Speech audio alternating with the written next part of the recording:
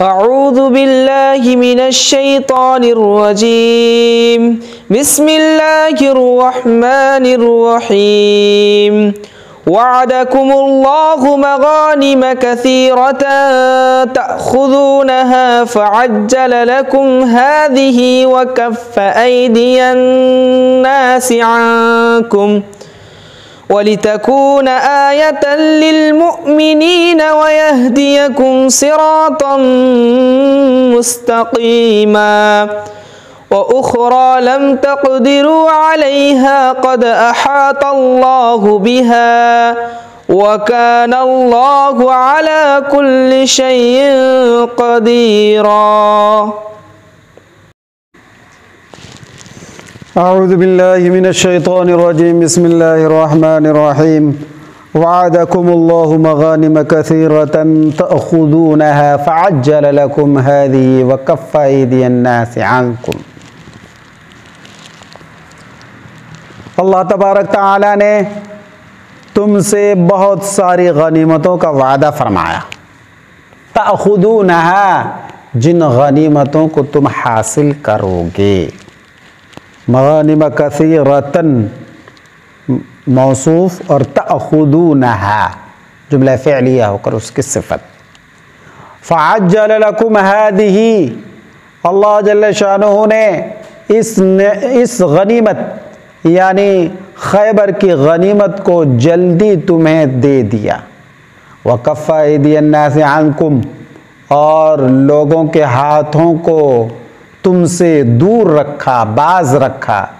وَلِتَكُونَ آیَةً لِّلْمُؤْمِنِينَ اور تاکہ یہ جلدی عطا کی گئی غنیمت مومنین کے لیے نشانی بن جائے. وَيَهْدِيَكُمْ صِرَاطًا مُسْتَقِيمًا اور اللہ جل شانہ تمہیں سیدھی راہ کی ہدایت عطا فرمائے. وَأُخْرَى لَمْ تَقْدِرُوا عَلَيْهَا اور ایک دوسری غنیمت کہ جن پر ابھی تم قادر نہیں ہو. قد احاط اللہ بہا اللہ تبارک تعالی ان غنیمتوں کا علم کے ذریعے احاطہ کیے ہوئے ہیں. وکان اللہ علی کل شیء قدیر اور اللہ جل شانہ ہر چیز پر قادر ہیں. ان دونوں آیتوں میں اللہ جل شانہ نے اپنے نبی اور مؤمنین کو مال غنیمت کی خوشخبری دی. بظاہر صلح حدیبیہ میں مسلمانوں کی شکست نظر آ رہی تھی اور اس سے مسلمانوں کو جو ایک تکلیف پہنچ رہی تھی، لیکن اللہ اور اللہ کے رسول کے حکم کی وجہ سے اس صلح کو مان لینے پر راضی ہو گئے تھے. تو اس رضامندی کے بدلے میں اللہ تعالیٰ نے من جملہ جا بہت ساری نعمتیں دیں. ان میں سے ایک نعمت یہ ہے کہ اللہ جل شانہ تم سے بہت ساری غنیمتوں کا وعدہ فرما رہا ہے کہ آئندہ چل کر کے تمہیں بہت سارے اموال غنیمت ملنے والے ہیں. ان میں سے پہلی غنیمت جو تمہیں جلدی ہی ملے گی اور وہ ہے غنیمت خیبر. خیبر کے یہودیوں سے رسول اللہ صلی اللہ علیہ وسلم اور مسلمانوں کا مقابلہ ہوا. مسلمان سرخرو ہوئے اور بہت ساری غنیمتیں ہاتھ آئی. یہ اللہ تبارک تعالیٰ کی عطا کردہ پہلی غنیمت اور پہلا انعام تھا. اسی کو اللہ جل شانہ نے فرمایا فعجل لکم ہذہ اس غنیمت کو اللہ تبارک تعالیٰ نے تمہیں جلدی ہی دے دی.